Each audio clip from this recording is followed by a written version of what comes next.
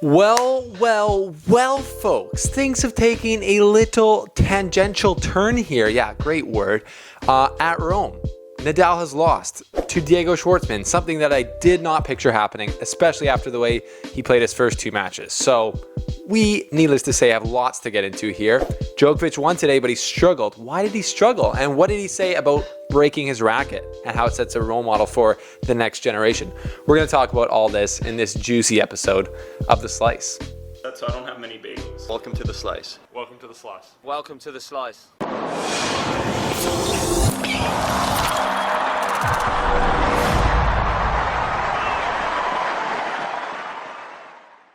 Welcome back, folks. Thank you for being here. Thanks for subscribing, getting us over the hump of 9K subscribers.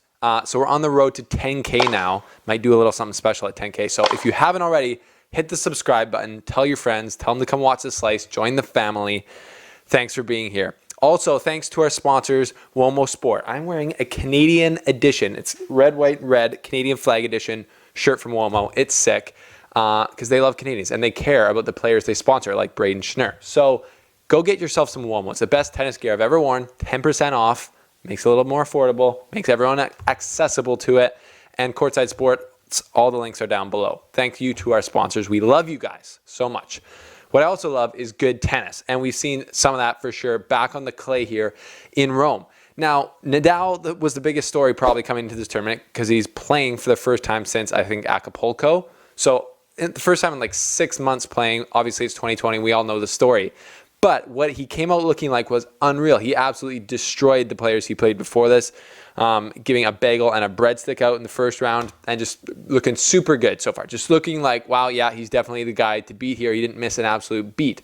But then we come into today's match versus Deigo Schwartzman, and I got to watch the entire thing basically. Actually, yeah, the entire match. And very different. So I don't think it was as much that Nadal looked terrible today. I think he looked a little bit match rusty. Deigo Schwartzman played unreal. He played the perfect tennis that he could play to beat Nadal. Let's get this though. I want to know, any of you stat heads out there, when's the last time Nadal lost to somebody who never aced him once?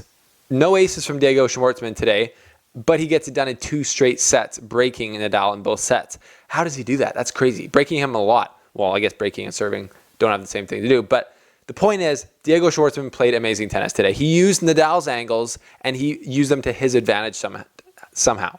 What I saw Deigo doing really good, which other players have zoned in on, is going to Nadal's forehand. So using the cross-court angle, Diego's backhand to Nadal's forehand, pulling him out wide, and Nadal just wasn't, I guess, being able to do enough with the forehand, go up the line enough, and Deigo felt very comfortable. He's so small. Like, he's such a small guy, but he uses the ground so much to get up into these shots, and it's just crazy to watch him play the way he did today. And he played his tennis to perfection today. So, he definitely won this match. It wasn't just Nadal choking and playing terrible. Nadal, I don't think, played his best tennis for sure, because if he did, he would not have lost. I think he was like a little bit match rusty, but he played 2 matches before that, so how could he be match rusty? Well, I think he was rusty in a little bit from when he's getting pushed to be able to figure it out and get through it. It's also only a 3-set match, so would this have happened at the French? Probably not, but he would have been in a serious hole if this was at the French. So I think he was just not used to really getting pushed by someone who's playing at the level of Deigo. And very congrats to Deigo because he wasn't playing well before this. He had lost in the first round at the U.S. Open to our friend of the show, Cam Norrie. But he gets lost. Like, he's just been playing kind of lackluster since the return. But then he comes out here and plays amazing clay court tennis. Really shows us what he can do and why he's been around the top for so long. Also, side note, his girlfriend in the stands, the camera guy from Tennis TV was absolutely loving her. Literally almost between every single point.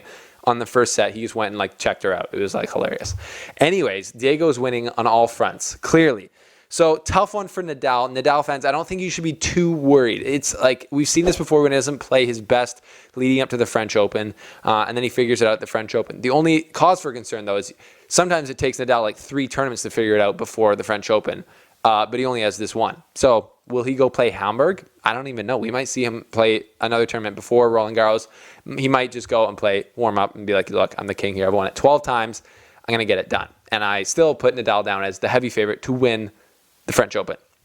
But this is a very interesting turn of events here. Very interesting. I thought we were going to see a Djokovic-Nadal final. It's kind of what I was hoping for. But instead, we have Nadal losing to Schwartzman. And then we had Djokovic struggling mostly to break against Dominic Koepfer. So it should have been a straightforward victory for Djokovic.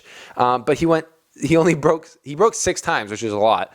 But he had 21 break point chances. So he didn't break, I guess, what is that? Quick math, 15 times.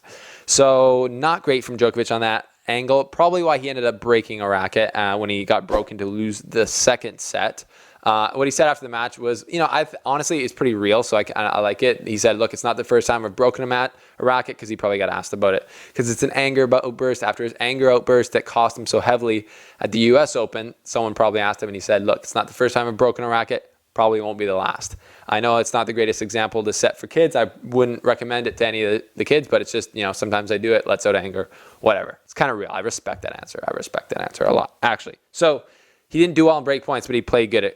Like I said, it could have been a straightforward victory for him. So now he's going to be facing Casper Ruud.